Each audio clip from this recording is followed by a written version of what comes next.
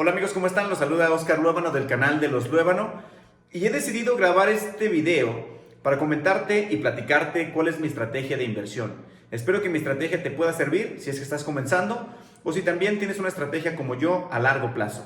Antes de avanzar con este video, en este video vamos a hablar de algunos conceptos que en otros videos ya les platiqué, como lo son las fibras, como lo son los ETFs, las acciones y la renta fija. ¿Y por qué es que tengo mi portafolio diversificado de esta manera? Por dos sencillas razones. La número uno es por la diversificación.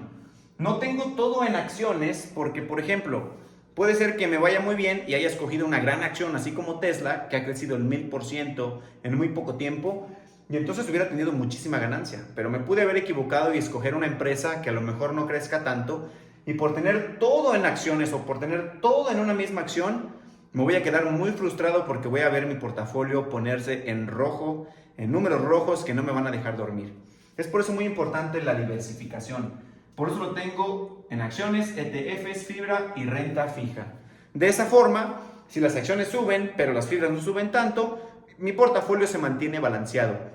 Y si, por ejemplo, algún instrumento, alguna acción cae drásticamente, mi portafolio se mantiene.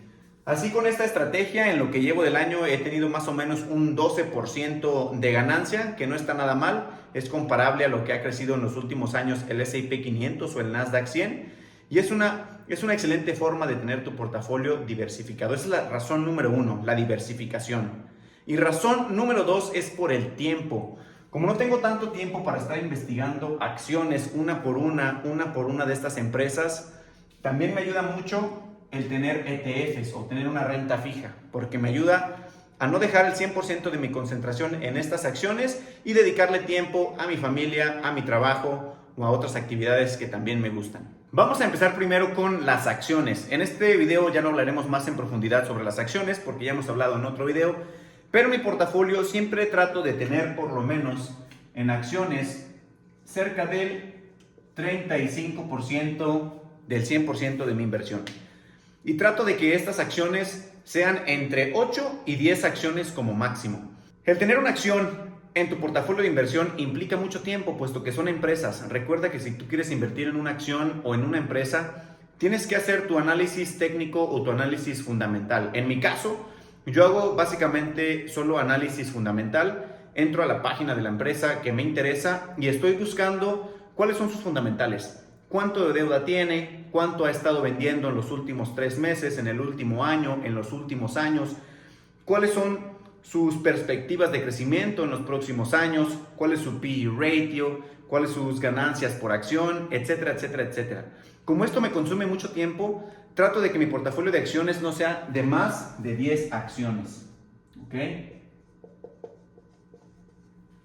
Y trato de que mi portafolio total de inversiones sea aproximadamente un 35%. En este momento, a finales de noviembre del 2020, mi portafolio de acciones está en un 36%. Está un poquito por arriba, pero está, digamos, cerca del porcentaje de mi estrategia. También hablando de mi portafolio de acciones, en este momento, al cierre de noviembre del 2020, actualmente tengo solo 8 acciones. Siempre lo he mantenido entre 8 y 10 acciones. He estado vendiendo algunas acciones de mi portafolio, ya sea para balancearlo, porque el portafolio de acciones estaba mucho más alto, o porque las acciones ya estaban en tiempo de venderse. Por ejemplo, de las últimas acciones que he vendido fueron mis acciones de Ford, fueron mis acciones de Alsea, y también vendí una parte de mis portafolios o de mis acciones de Occidental Petroleum. Pero el top 3 de mis acciones ahorita al cierre de noviembre de 2020, en el número 1 tengo a Facebook, en el número 2 tengo a Apple, y en el número 3 tengo a Berkshire Hathaway. Así en ese orden las tengo, y estas son acciones que deseo mantener por mediano a largo plazo. Una segunda parte de mi portafolio son las fibras. Estas no pueden faltar en mi portafolio. En este video tampoco entraremos en detalle sobre las fibras, pero siempre trato de mantener mi portafolio con aproximadamente un 20% de fibras, de fideicomisos inmobiliarios.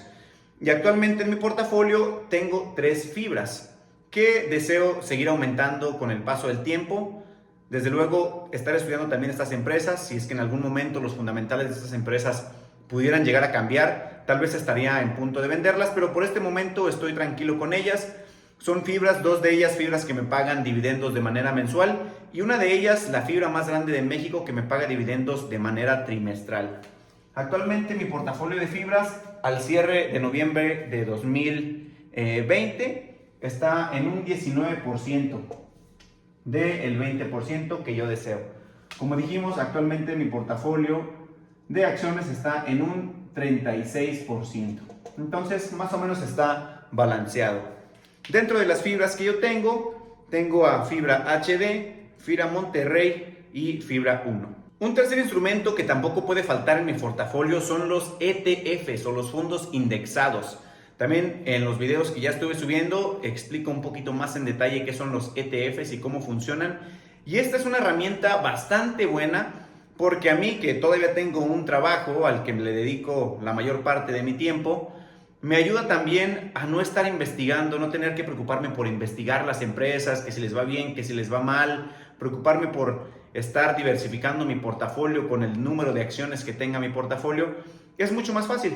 En el caso de los ETFs que yo tengo, cuento actualmente con 4 ETFs, pero los dos más importantes que deseo mantener a largo plazo, uno de ellos es un ETF que sigue al S&P 500, que son las 500 empresas más grandes de los Estados Unidos, y un segundo ETF es un ETF que sigue a las 100 empresas más grandes de la bolsa Nasdaq, y es un ETF que tiene más o menos un 60% en empresas de tecnología. Entre estos dos ETFs se encuentra la mayor parte de mi portafolio de ETFs. Uno de ellos es el ETF VOO, que sigue al S&P 500, y otro es el ETF que sigue al Nasdaq 100, que es el QQQ. Además de estos dos ETFs, tengo otros dos ETFs que tengo en mucho menor proporción, pero que también los tengo para diversificar mi portafolio. Y básicamente yo utilizo estos ETFs para poder diversificar mis inversiones. En el caso de los ETFs, también mi estrategia es tener un 20% en ETFs, y actualmente al cierre de noviembre de 2020, mi portafolio de ETFs más o menos es un 21% del total de mis inversiones. Y un cuarto instrumento en el que diversifico mi portafolio y en el que tengo mi estrategia es la renta fija, invirtiendo en renta fija. En otros videos ya hablamos sobre algunos instrumentos en los que puedes invertir en renta fija, así sean los pagarés bancarios, así sean, por ejemplo, los CETES, las SOFIPOS o algún otro instrumento de renta fija que ya he mencionado. En mi caso, mi estrategia es mantener aproximadamente el 25% de mis inversiones en renta fija. Y yo en particular utilizo como renta fija las SOFIPOS y los CETES. He estado dejando un poquito atrás lo de los pagarés bancarios, pero actualmente mi portafolio de renta fija al cierre de noviembre de 2020 es un 24% aproximadamente en renta fija. Y te mencionaba que lo tengo en SOFIPOS y en CETES principalmente. En el caso de CETES, lo tengo a CETES, la mitad la tengo a CETES a un periodo, así ya sea 3 meses o 6 meses. En el caso de las SOFIPOS la tengo a un año con pago de rendimientos de manera mensual. Así como me recibo mis rendimientos, los vuelvo a reinvertir. Y en el caso de las SOFIPOS lo tengo en la SOFIPO Financiera Sustentable.